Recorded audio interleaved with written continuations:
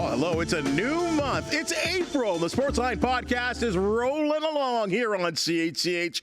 I'm Bubba O'Neil. And as always, I hope we have become a regular part of your daily routine. Hey, as I like to brag, no region in the province, perhaps even in the country, has helped to produce as many high-level athletes, coaches, executives, entrepreneurs, and in this case, it's another member of the media. And if you're familiar with the 613 area code, the name, the voice, and the sounds of this man are very close to your sporting hearts. For over 2 decades, TSN 1200's AJ Jakubec has been on the microphone calling, hosting, or doing pre- and post-game reports for pro and college sports teams that include the likes of the Red Blacks, the Senators, the 67's, Atlético, Fury as well. In addition, there's years of youth sports experience with the likes of the Ravens, the GGs, and even in his other province of Alberta. AJ, so pleased for you to join us on the Sportsline Podcast. And fella, as long as there's a microphone, you know how to get around. Bub's my pleasure. Yeah, no, it's been quite the journey, and adding PWHL to that later this month as well, which has been a big time hit, not just around the league, but specifically in Ottawa with crowds of 8,000 plus. So looking forward to that. But yeah, if there's a game nearby, whether I'm broadcasting or just attending, always love watching some sports. Well, I came familiar with you at the Canadian Football League, and I knew who you were. But I'll tell you what happened. And I've discussed this with you, I think, a couple of years ago. It was an early July night, 2022. Garrett Marino, Low Bridges, Jeremiah Masoli. It's controversy. The Red Blacks and the Rough Riders in Regina. Just an incredibly intense game. And I thought that this was such a controversial injury. And, of course, Jeremiah Masoli, we're kind of tied to him here in Hamilton as a former Ticat quarterback. And I listened to the post-game show that night. That you were a part of, and it may have been the best post-game show in any sport I've ever heard. And from that point, I think we've been friends.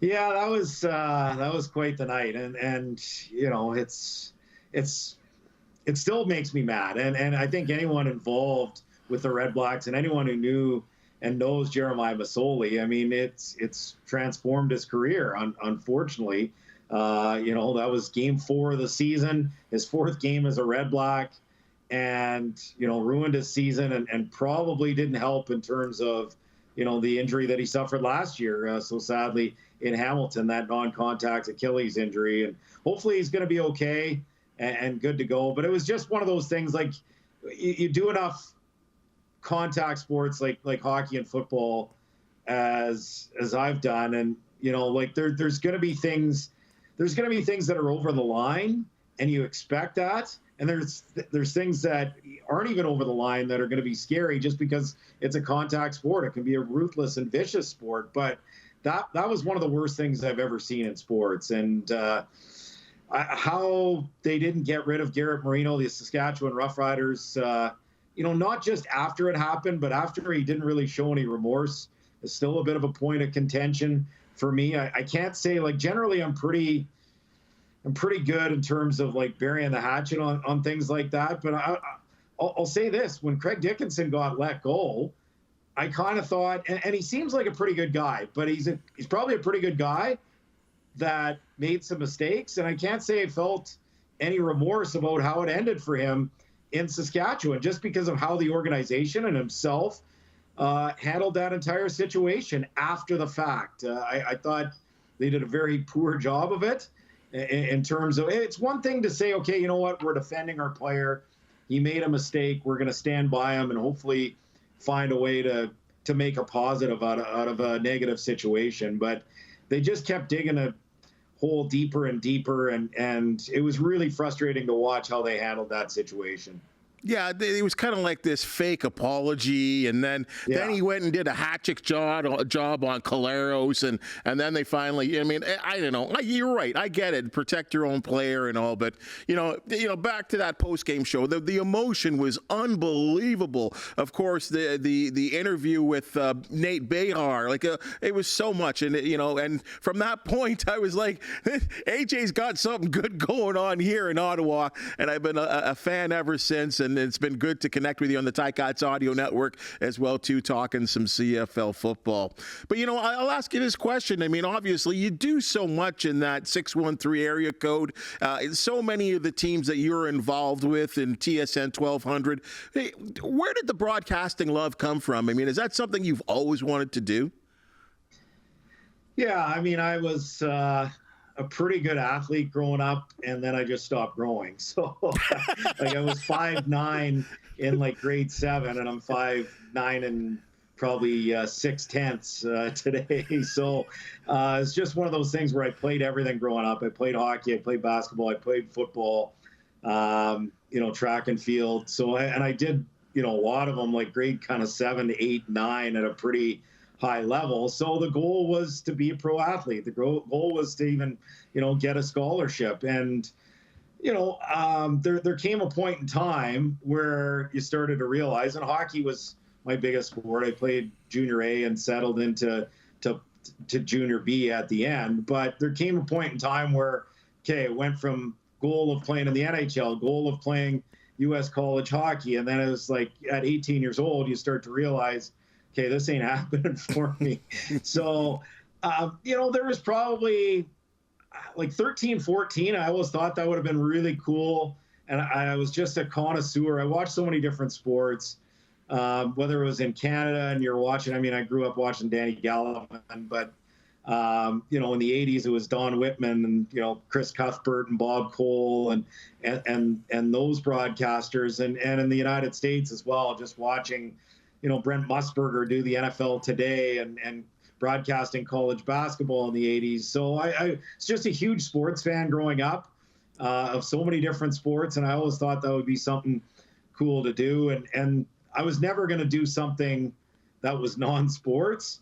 And I figured that was probably the thing for me. I coached for 4 years in my early 20s as well, coached hockey at a AA and AAA level. And I thought about that as a potential career path as well while I was broadcasting at the same time. I was in BC my first 4 years, 3 years in Trail, and then 1 year in Kelowna. So I was doing a lot of different things. I was working in radio, I was coaching hockey, I was taking sport management part-time at Selkirk College in Castlegar. So it was a busy time, and I was kind of at a crossroads, 25, 26. And there just came a point where I realized I didn't really think I wanted wins and losses to determine my livelihood as a coach.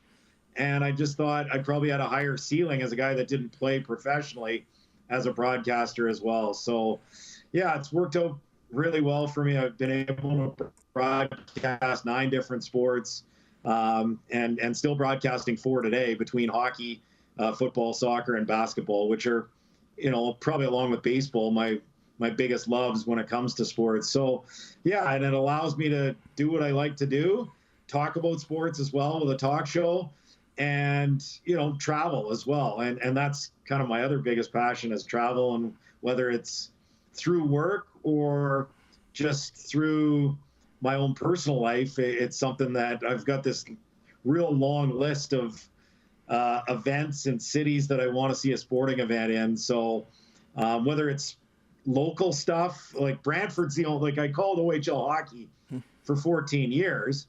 And so I've been to every OHL rink, but, my last game that I called was 2019 before the pandemic.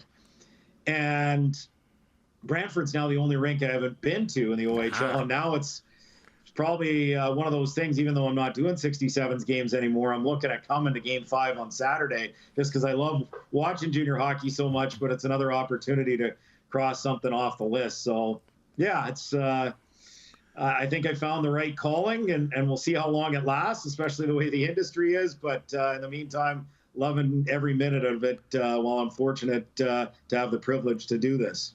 And it really is a privilege and an opportunity for what we get to do. And, I hear the likes of Tony Romo and I hear Michael Strahan, and they all say, because they're all getting paid more money right now as broadcasters than they ever did as players. And they're like, why didn't I do this many, many years ago? I didn't need to play. I knew enough about the sport to talk about it. But, your journey is an interesting one. And I know, kind of like myself, there was a little medical situation in 2019 that was probably pretty scary for yourself and your family, but you got through it.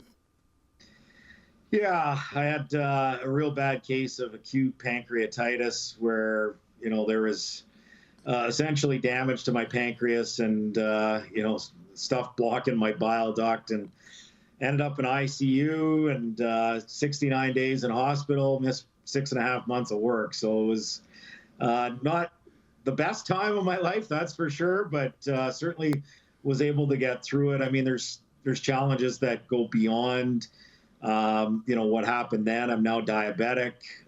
So, there's different things that you have to do on that front. And again, never going to be fully the same in terms of my body and my pancreas, but one of those things. And I think I always, I don't think there's any question. I always,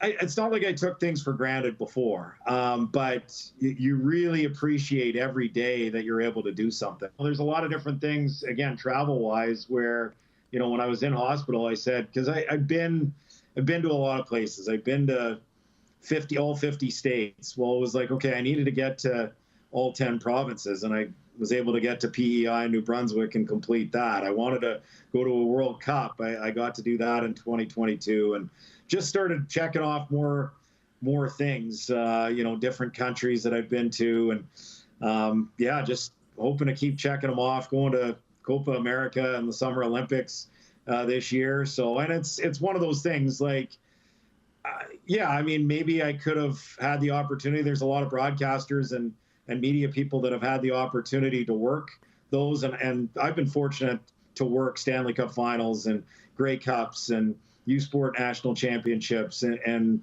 other major events, especially in this country, World Juniors as well. But I didn't want to have to just kind of wait for my opportunity for other events. So, I went to the World Cup on my own dime. I'm going this summer to the Olympics and Copa America on my own dime because, you can only control certain things. I'd love to have people pay me to work those events, but it's not always in the cards. So control what you can control. And whenever I get the opportunity to travel for work or sports, it's a blessing. And again, it precedes what happened to me in 2019 medically, but that certainly put a stamp on things that, okay, you never know what's going to happen to you, whether it's medically or something else, and better make the most of it while I'm still here on this planet and try and do the things that I want to do while I'm here. And that's an unbelievable inspiration and a lesson for every single one of us, whether you're a sports fan or not, to take advantage of life and get out there and do the things that you want to do. And switching gears, you did talk about maybe coming to see a Game 5 in Brantford as the Bulldogs and the 67s are going toe-to-toe. And, boy, the Bulldogs look so good in Game 1 of the series. The fans were going wild. They're calling it the Madhouse on Market Street. They had the flag, the little white towels going crazy. The whiteout was in effect. They looked good in Game 1, and then, wow, the 67s came out on a real – I thought they jumped all over the Bulldogs. And we talk about this all the time in pro sports. We know that the likes of Luca Pinelli and Henry Muse are going to be the guys out front, but Cooper Foster scoring 2 goals, who would have called that for Game 2 in the 6-3 victory for Ottawa? Yeah, well, I think this 67s team, and I'm not as familiar as with these 67s teams than I would have, like pre-2019 when I was calling the games, but I think the one thing, and I went to about 10 or 12 games last year and all their home playoff games, including in the second round against the Peterborough Petes. And, that was a team that won 50 games. I don't think it was anywhere near as good as the team that won 50 games in 61 games back in 2019-20 before the pandemic ended their season. I mean, that team was stacked and was destined to go, I think, to win an OHL championship and compete in a Memorial Cup. It's unfortunate it never happened. But, there were some players that probably were younger, the Cooper Fosters, the Brad Gardners, the Brady Stonehouses that, really got their first. I know they played the year before as 16-year-olds, but it was a short run. They ended up losing to Hamilton in round 1, and it was a team that really wasn't expected to do much. Last year, they were expected to do much, And, generally when you talk about junior hockey, teams are led by their 19 and 20-year-olds. And that Ottawa team last year was, even though they had all those wins, they were a bit of a younger team, and they had a lot of players that were key players that were in that 17, 18 vicinity. And now those guys are a little bit older. Again, Matt Mayich on the blue line, and Cooper Foster and Brad Gardner and Brady Stonehouse and Will Giroir. And so, I feel like this is a more battle-tested team. And I didn't think Ottawa played very well in game one. They were undisciplined, and Brantford certainly took advantage of that and full value for the win. But Ottawa showed in game two, I think, what we've been waiting for the last few weeks, because they didn't finish the season very strongly as well. They were 500 in their last 13 games. They lost all 4 games that they played against the top 6 in the conference, losing to Brantford, losing to Mississauga, losing to Oshawa. So they didn't really finish the season strong, and I think they needed more from some of those veteran guys that have that playoff experience. So not surprised in the least that Cooper Foster was the guy that stepped up.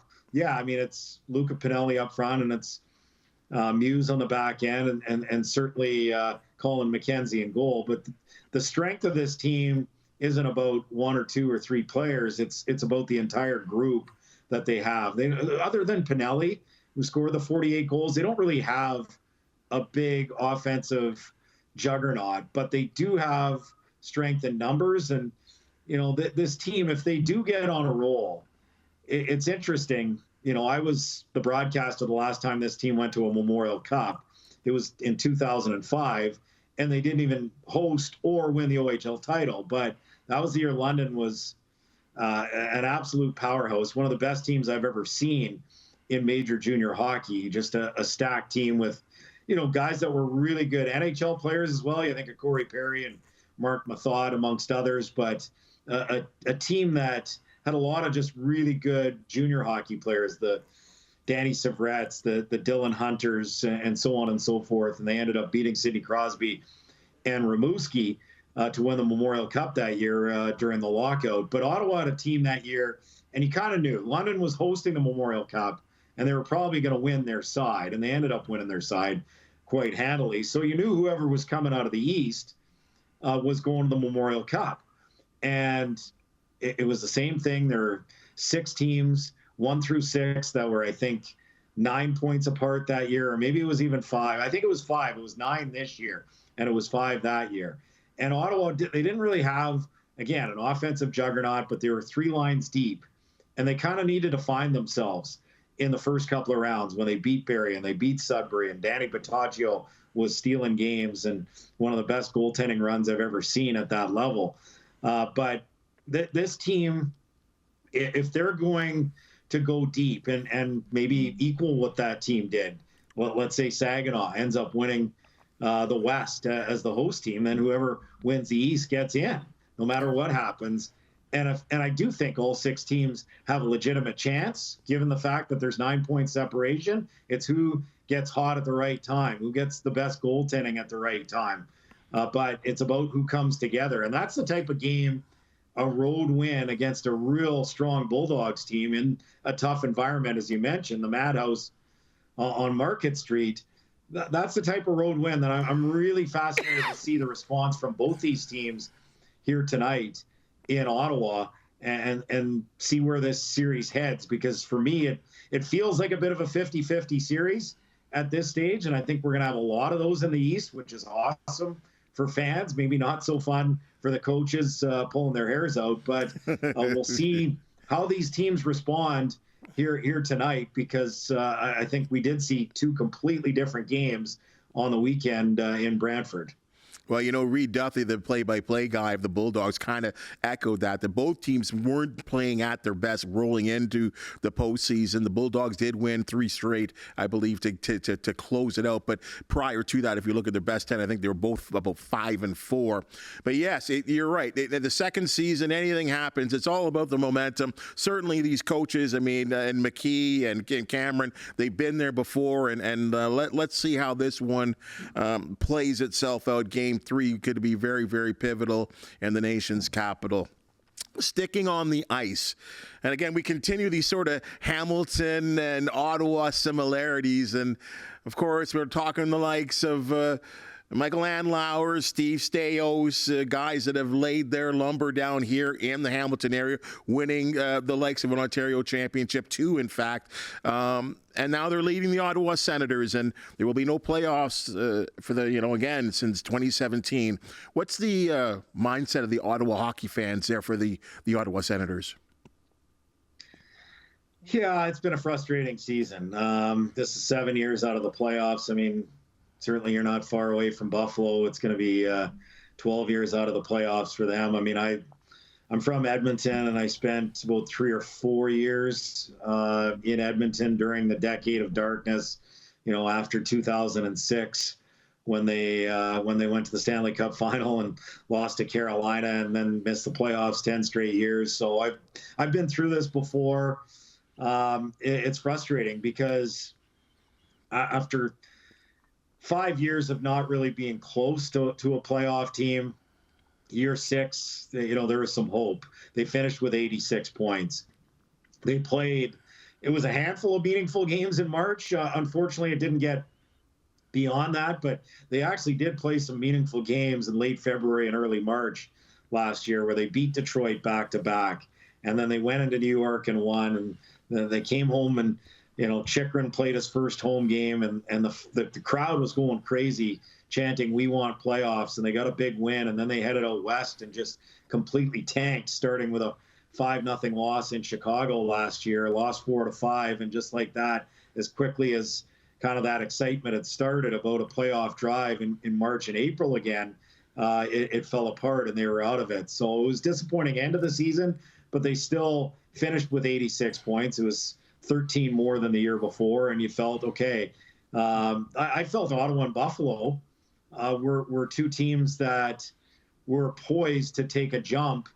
Buffalo was even ahead of Ottawa last year when it came to that playoff chase, and I thought both were going to make it as wild cards this year. And it's been such a disappointing season for both of them, and I think it shows the importance of veteran leadership. And it's nice to have a good young core, and both the Sabres and Senators have that, both on the blue line and up front. Goaltending's been a bit of a question mark in both places, but there is just a sense of optimism. And when you look at the playoff race right now in the Eastern Conference, to me, it's really disappointing to see the teams that are there. A Washington team with, I don't know what it is right now, but hovering around a -30 goal differential on the season. That's right in the thick of things. The Philadelphia Flyers, and a Detroit team that whenever Ottawa plays Detroit, they seem to have their number and seem to be the superior team. And it feels like Ottawa and Buffalo have much better young cores than the Red Wings have. But the thing the Red Wings did is they went and surrounded that group with better veterans, and that's why they're in the midst of a playoff chase. And the Senators and the Sabres are not. And I feel like the Sens and the Sabres are two teams that, when they play their best, they're way better teams than Washington, Philadelphia, and Detroit. And it's shown every time Ottawa plays those teams, all three of them. But the problem is that there's too much variation. They give you an A game one night and an F game the next. Especially just watching this Ottawa team. And I'm not watching the Sabres every night, but I'm sure, the frustrations are very similar with that fan base, especially having a playoff drought that's even 5 years longer than Ottawa. So it's been a disappointing season. It's been a season of regression, I guess. There's been some positives. I mean, they've won 5 in a row right now. And, I think I differ with a lot of the fan base that is mad about the draft stock. I think it's important. Now, I think they've made some strides recently under Jacques Martin in terms of the way that they can play. They can now play a structured game. They just need to carry that over into next year. Now, it's going to be a new head coach next year, so there's still a lot of heavy lifting. They still need, you can't just pretend that, okay, well, everything's fine now. They've won 5 in a row. They'll be able to carry this into next season. No, they need to figure some things out in the roster. They need more veteran support, both up front. They need to revamp the blue line. They need more physicality back there. and the goaltending situation. I mean, Korpisalo's been better lately, and Forsberg as well, with a pretty impressive shutout recently. But I don't think you can roll back, even though they're both under contract, Korpisalo for 4 more years and Forsberg next season. I don't think you can roll back both of these guys next season as your 1 and 2 once again, just based on what we saw throughout the majority of the season. So there's going to be a lot of moves that Steve Staios and his management group need to make, starting with the coaching hire.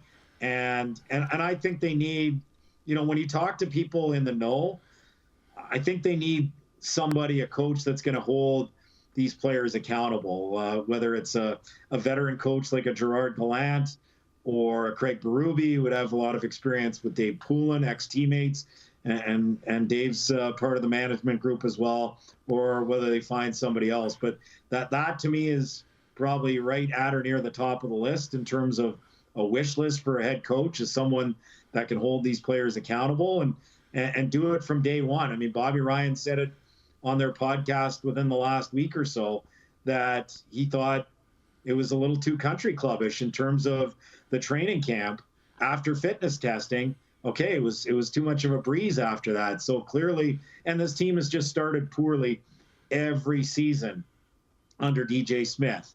They finished strong, and once again, they're finishing strong this year under interim head coach Jacques Martin. But that's something there needs to be a tone set from training camp, and certainly someone that's going to hold this group accountable to basically take what this group has done towards the end of the season and build on that finally from the start of the season next season. Well, I'm just going to throw this out here. I mean, because it's been proven, and we've seen it in the likes of Michael Andlauer as an owner, and even Steve Staios. They like their guys. And there are 2 guys here that helped them win an Ontario Hockey Championship on teams that, and one team in particular, people did not think they were going to win. And that would be like the John Gruden, right? A guy who has spent lots of time with the Islanders program, Boston as well too, has a son playing in the league.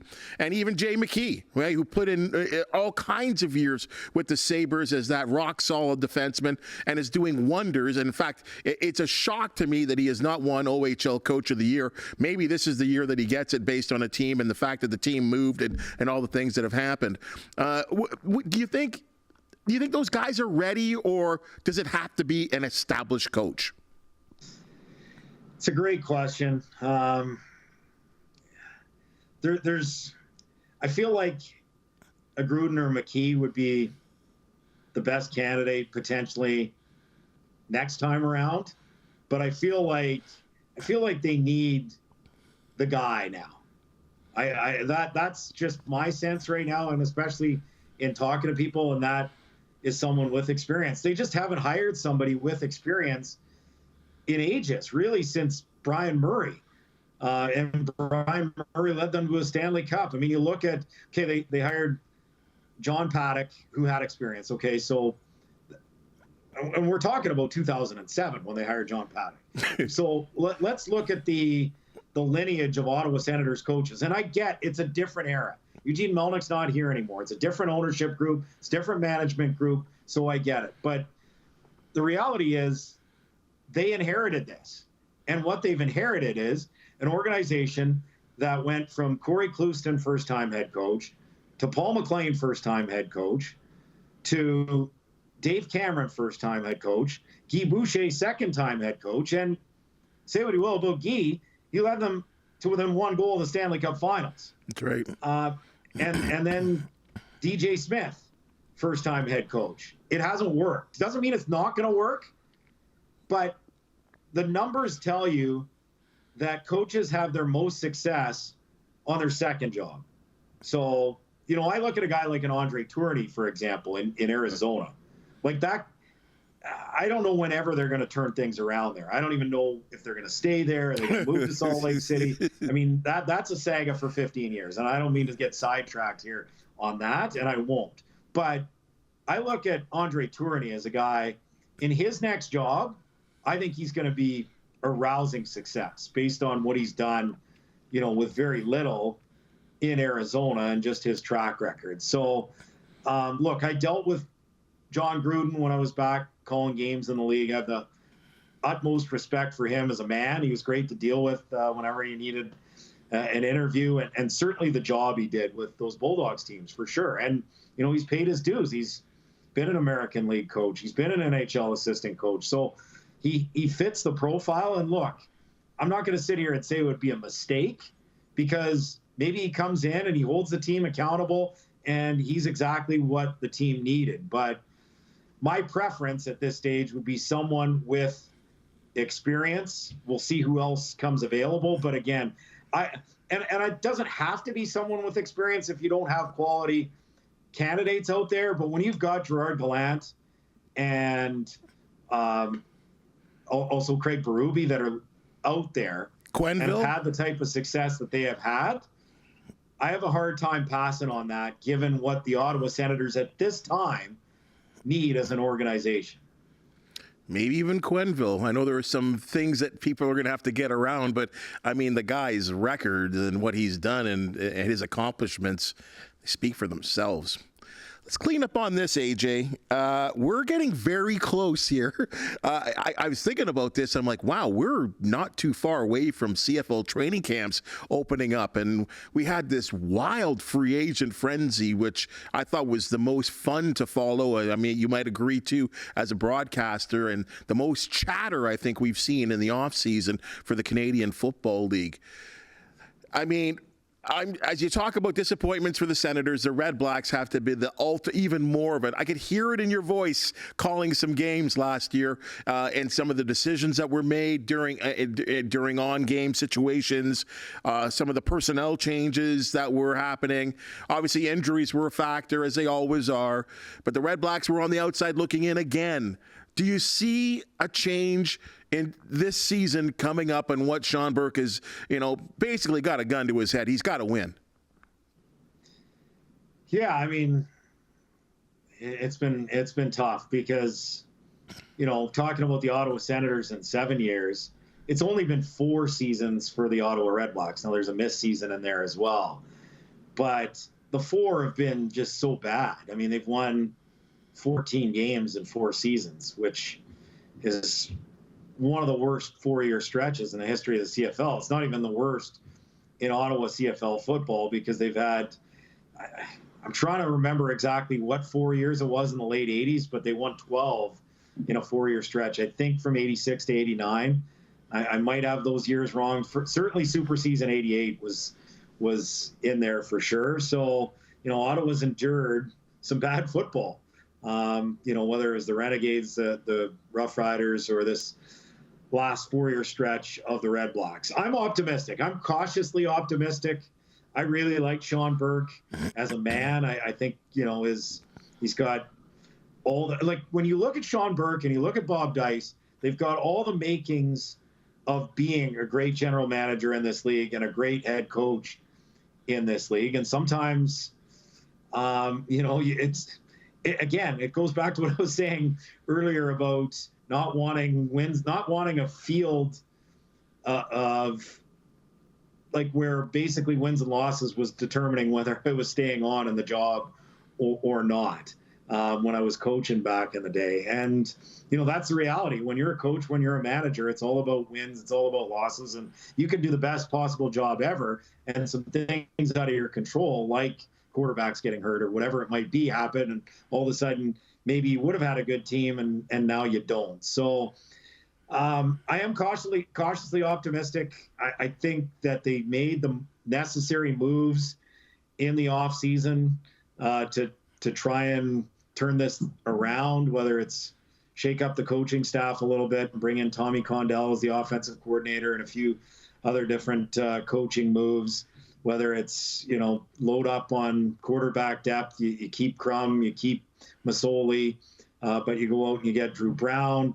They brought in skill position players like Dominique Grimes. They've bolstered their secondary with Adarius Pickett, defensive player of the year in the East last year in Toronto. So I think they made some solid depth moves as well, but there's still a lot of unknowns. I'm still not 100% sold on how this offensive line is going to be. I think there's a lot of good parts, but right tackle is still a question mark. I do think they've addressed some of that in the sense that if neither Canadian first-round pick from the last couple of years, Dante Bull or Zach Pelios, is ready to take that job, that they've got a couple of Americans that they've brought in that could fill the role, but that leaves maybe a hole elsewhere where you don't have as much depth in terms of other Canadian starters beyond kind of the safety position. So, and the secondary is the other one. It was woeful last year. It's the worst I've ever seen it. Like, generally, when you looked at the way the Red Blacks had been in the previous 3 seasons, you looked at the offense on why they had been so poor. Last year, the offense, it was okay, which was a step forward from how woeful it was the 3 previous seasons. It still wasn't good enough, but it was okay. The front 7 was pretty good last year, but the back was just, especially for about a 6 or 7 game stretch, from 3-3 to 3-9, where they lost 6 in a row. It was just absolutely, it was the worst I'd seen in 10 years of watching Red Blacks football. And I've been to every game, broadcast every game in that stretch. So, yeah, we'll see. They brought in a new defensive backs coach. Baron Miles is still there as defensive coordinator. I think they lost a pretty good D-line coach in Mike Fair, who's now head coach of a team in Japan. So we'll see how it all plays out. But, there's still a lot of question marks. There would have been question marks on Rick Campbell, who, like, you look around the league and you got 9 coaches and 7 of them have won a Grey Cup. And so, and eventually, kind of like your point about John Gruden and Jay McKee, eventually you got to get that first opportunity. But the question is, can Bob Dice, who's got so many great qualities, he's a leader of men, he's so highly respected. And I think, it's not a situation where, like, some coaches are highly respected and are really liked by their players. Like, I think he's liked, he's respected, and probably feared a little bit as well, which to me is the right combination of traits that you want in a head coach. It's not like, if they make a mistake, they're not going to be held accountable. They're absolutely going to be held accountable. So that's not an issue. I guess the questions in terms of the coaching staff are, okay, how do things look on the defensive end this year as a whole? Because, again, with how bad the secondary was at times last year, you can ask questions. Was it personnel? Was it scheme? Was it a little bit of both? I'm not smart enough to tell you what the answer is. I just know it wasn't good enough. And so you've changed some of the personnel. How's the scheme going to be? How's that going to be? So that's one question. And then, again, I think you touched on it a little bit. And you're not going to be questioned on decision-making if things go well. But when things don't go well and there's going to be some controversial decisions, you're going to get roasted for it. And I think we'll see how Bob Dice approaches that going forward.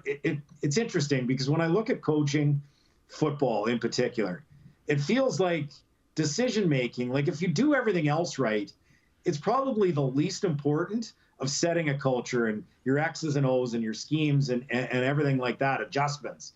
Like, those are the most important things. That's 90 to 95% of it. And then, okay, in-game decisions is, it kind of takes care of itself for the most part. But which Dice was questioned about. Which Dice was questioned about last year. For sure. And that's the part that fans probably question the most, because that's what they can see. You can't tangibly see the culture and what the room is like and scheme and everything like that. You can to a certain degree, but you can tangibly second guess decisions. And, there were some that, we had Brendan Delanders on, who was a special teams captain, and he adamantly defended, special teams captain prior to last year. He had retired. So we had Delanders on the radio last year, and he was adamant in defending Bob Dice on the decision to kick the field goal in BC, which they returned for a touchdown with just over a minute to go. And he was saying he gave a lot of reasons why they should have kicked the field goal at that point. So I was kind of 50-50 on that one. The one that I didn't like was when they kicked the field goal from the one in Regina. Yes. And then kicked off, and Saskatchewan came right back, kicked a field goal, and won the game. I thought they should have gone for it, because at the very least, if you don't get it, and it was a yard, and you should be able to get a yard in your sleep in the Canadian Football League. If you don't get it, at the very least, they're 1st and 10 from their own 1. And you should be able to get the ball back and maybe then kick a game-winning field goals. So I didn't like that decision, but I'm also not being paid to make those decisions. It's a lot easier in the broadcast booth. So I'm fascinated to see how that all plays out. The East is an interesting one for me, because I feel like the East didn't get a lot of credit last year for how good it was. Toronto was the best team in the league by a mile. Montreal, deserving Grey Cup winners for how they, beat Toronto in the playoffs, and then beat Winnipeg in the manner that they did. They got hot at the right time. Am I sold that Montreal is going to be a juggernaut? No, I think they're going to be a good team, but I feel like I don't know. I kind of feel like they're a 10-8 team. I don't feel like they're 14-4.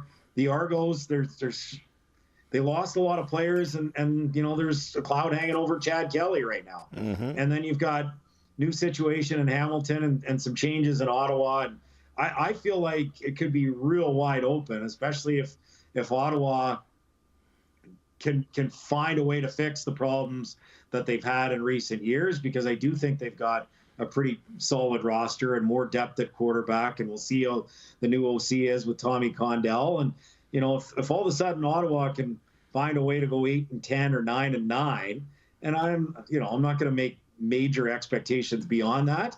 Boy, does this division get interesting in a hurry, where you could have 4 teams in and around that 500 mark, and that would certainly make for a fascinating second half of the season.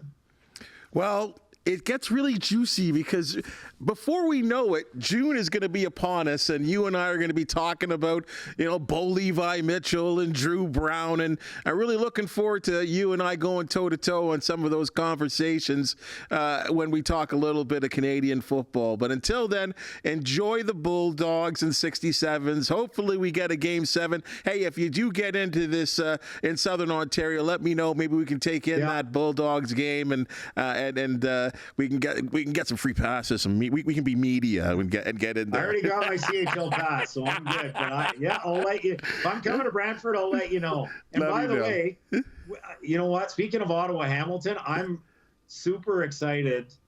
We're 10 days away. It's the 13th of April from the start of the CPL season. Oh yes, yes.